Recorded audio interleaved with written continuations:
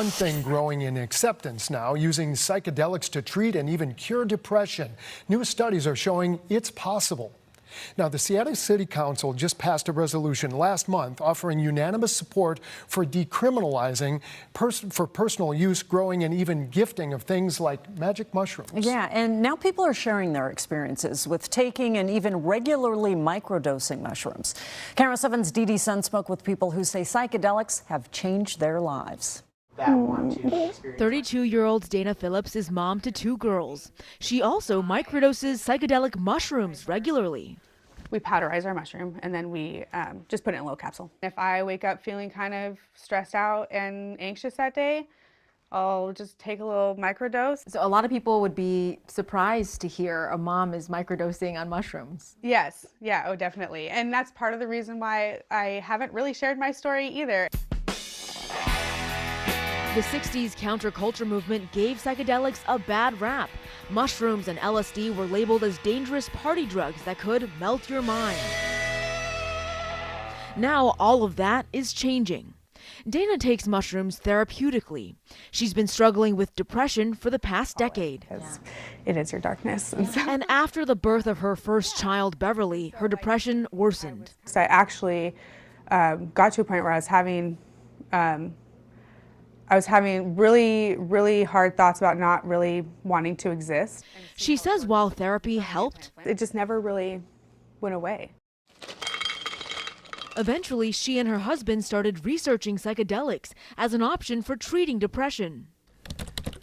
A quick search and you'll find long lists of videos on YouTube, many of them recapping scientific studies, explaining how psilocybin, the active compound that makes mushrooms magic, can impact the mind. With psilocybin treatment, we were seeing immediate reductions in depression symptoms, immediate relief that lasted for months without side effects.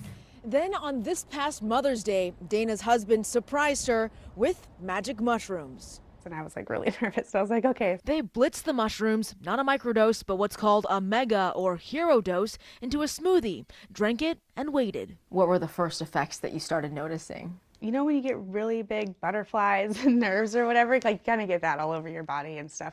And everyone's different. Dana says the experience was profound and immediate. I won't ever look at my depression in the same way ever again. Yeah. And I really processed through a lot of trauma. If it sounds far-fetched to you, maybe a bit too magical, here's the theory on how it works.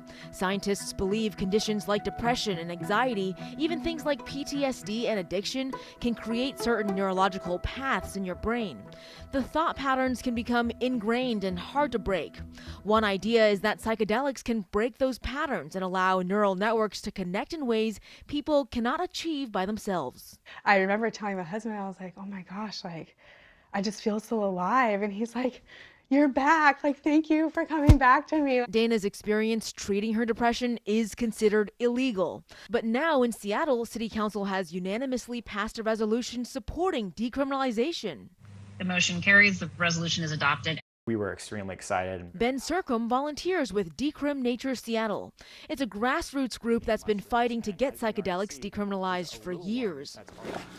He's embracing Seattle's new stance and showed KIRO 7 how he's setting up a psychedelic mushroom grow. I wanted to show my face and let people know a little bit more about the process of growing, because it's not this big bad scary drug that I think a lot of people maybe associate with it. He used mushroom spores, essentially the fungi's seeds, and started growing them in jars of wheat berries. So what we have is sterilized substrate, coir. He mixes it all up and says in about a month, psychedelic mushrooms will start to grow. Ben says these mushrooms have changed his life. He used to suffer from depression and anxiety and took an antidepressant called Celexa. What I found was that antidepressants weren't working for me, and it just made me feel so dull to the world. You're looking at.